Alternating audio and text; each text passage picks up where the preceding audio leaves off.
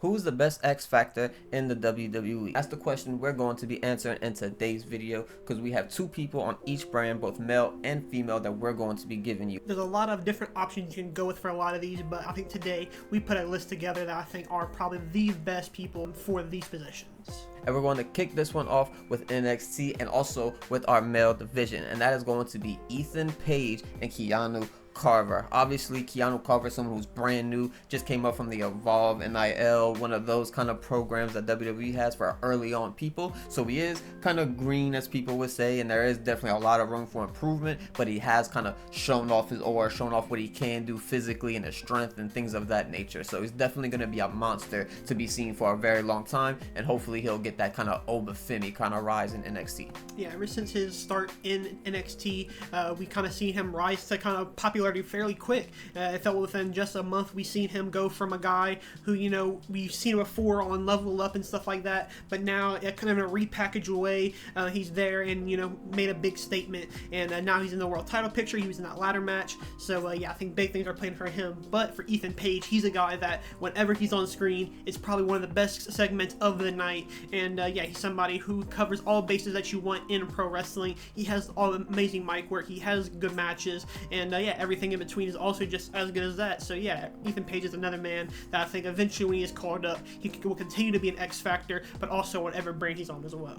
Yeah, outside of the big three, as far as Javon Evans, Trick Williams, and Obafemi, it was Ethan Page who kind of carried that mid-card and things of that nature, while those three kind of went for that world title picture and they were in that division, while Ethan Page was kind of working with all the undercard people from TNA, and all sorts of things of that nature. So Ethan Page went on a great run, held the world title, held the North American title. A lot of good stuff from Ethan Page. Can't wait for him to get up to that main roster. But on to the female side of the NXT, and we have Blake Monroe and Kendall Gray. Kendall Gray, kind of similar to Keanu Carver, but definitely more up the ladder as far as like skill in ring. Kendall Gray, someone who showed off a lot of what she can do at NXT Deadline this year in that Iron Survivor match that she would win, but unfortunately lose the world title match that she got to JC Jane. Yeah, had a great rise and kind of still one of the most talked about people in NXT, and she's not even really officially on NXT technically. Like, she's the Evolve champion still to this day. So yeah, when she does finally lose that title and is full time on NXT, I think that's when we'll really see the rise of Kendall Gray. But right now it's kind of Sol Ruka's time till then.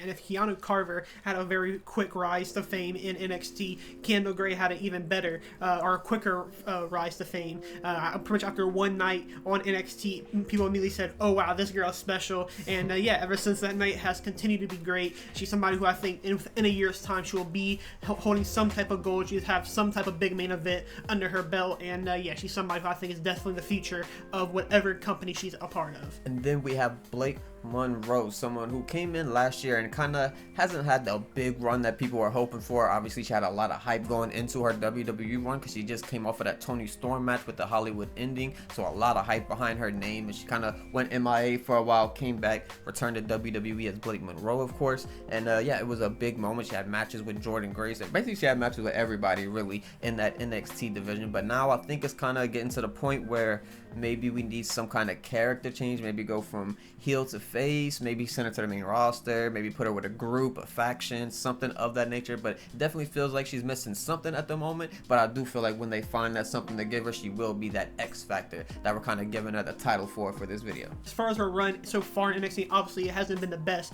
but I think if you look at everything on paper, she has been the person who has hit the biggest of heights so far on the NXT women's roster. You know, obviously not in NXT itself, but through her previous time in AEW, you know, she has had the best match body in NXT. So yeah, there's still something to kind of bet on for Blake Monroe, and I think when given the right pieces, she will end up hitting the fame that she deserves, and she, you know, will eventually get. So yeah, Blake Monroe is somebody who eventually, as well, when called up, she'll be another person to be at the very top.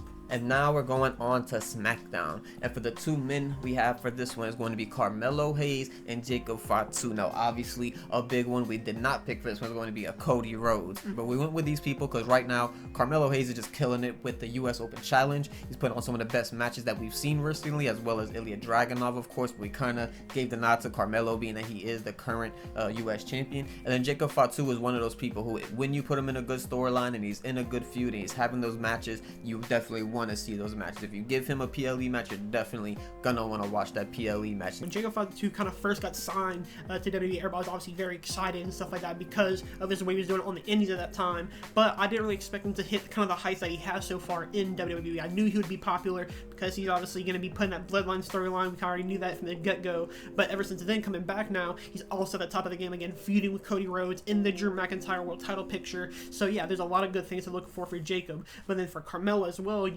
you mentioned, winning that belt off of Ilya Dragunov, having all the amazing matches he has now. He'll probably have some type of big feud with Trick Williams as well at WrestleMania, which I'm really hoping for. So yeah, he's another guy to always look out for. He's going to have some of the best matches of the week, if not the month as well. So yeah, Carmelo Hayes is always a fun watch. Of SmackDown, we have Charlotte Flair and Jordynne Grace. Now, obviously, Charlotte Flair, just that vet that every kind of woman probably looked up to as a professional wrestler at some point during their kind of wrestling fandom, being that WWE was kind of the only thing around for a large portion of time, unless you were watching indie shows and things of that nature, of course.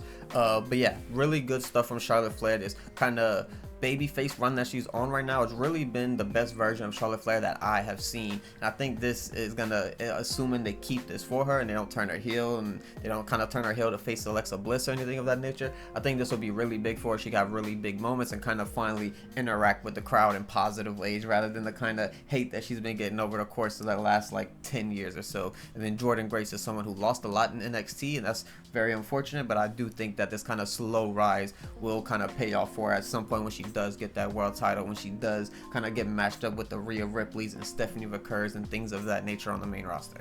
Charlotte Flair, ever since I kind of been watching again in wrestling, she started off as a heel, but then she now is the baby face. I think that has kind of worked out for her in a better way that I definitely didn't expect. Obviously we knew her as one of the best heels in the business, especially on the women's side of things, but being as a baby face, we tried it a few times, I believe, but it didn't necessarily work this time. I guess with Alexa Bliss's help, they kind of made that work pretty well, and yeah, I'm definitely glad. I hope it does continue for her. But Jordynne Grace is somebody kind of similar to Carmelo Hayes, where they're going to have some of the best matches of the night or of the week, and yeah, she's continued to kind of improve on all forms. Her matches are getting better, her promos are getting better.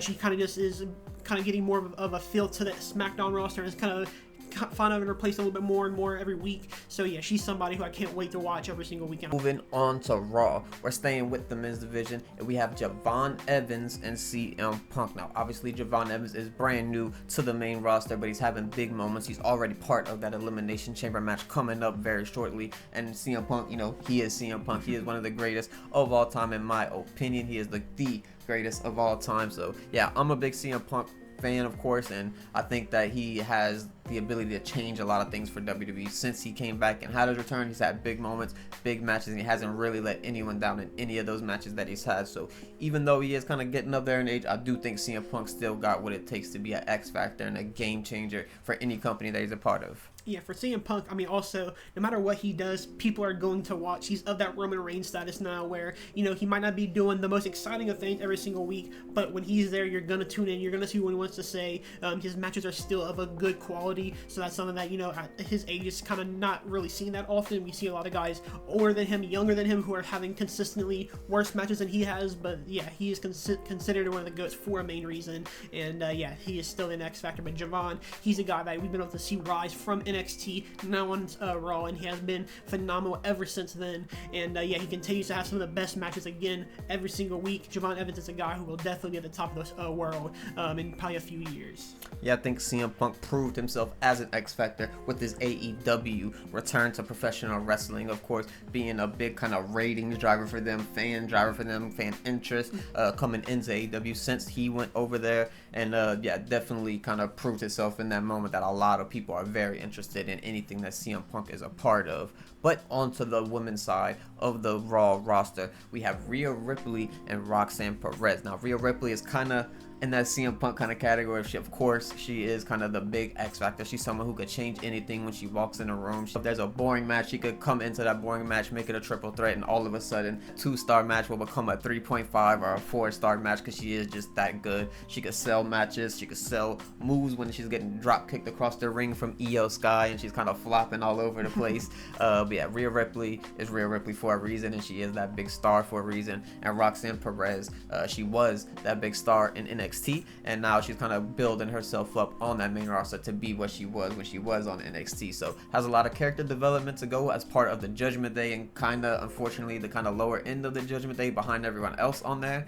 But I do think it will have a big payoff for her, and she will have a big rise, and she's so young that she will have multiple world championship runs, in my opinion. Yeah, Rhea Ripley, I think it speaks volumes to be compared to CM Punk already, even though she is still so young. I think she's only just turned 30 or still younger than 30. So yeah, she is somebody who's obviously has to be an X factor, because again, similar to CM Punk, you also have to watch whenever she's on TV. She's always going to be at the top of that women's division now, which obviously some people are not going to like all the time, but at the end of the day, you can't hate her being at the top because of who she is now. And then for Roxanne Perez, obviously the potential is always there. Ever since NXT, like you had mentioned, she has been at the top as well. So yeah, her potential is unlimited in WWE. So hopefully we see her with a world champion. She'll hopefully main event some type of big show. Maybe she has a WrestleMania match main event one day. But yeah, she is somebody who I think is the future of the women's division overall in wrestling. A very strong roster from the WWE at the current moment. A lot of women available to do a lot of things. Even women who, maybe are not too high on, they do have the talent to be that top end talent. But that is going to wrap up the video. If there's any X factors that you think we missed out on, let us know in the comments. I'm sure there are some kind of disagreements that some people might have. Maybe there's someone that you look higher on than we do. But yeah, let us know in the comments who you think, and we'll catch you in the next one.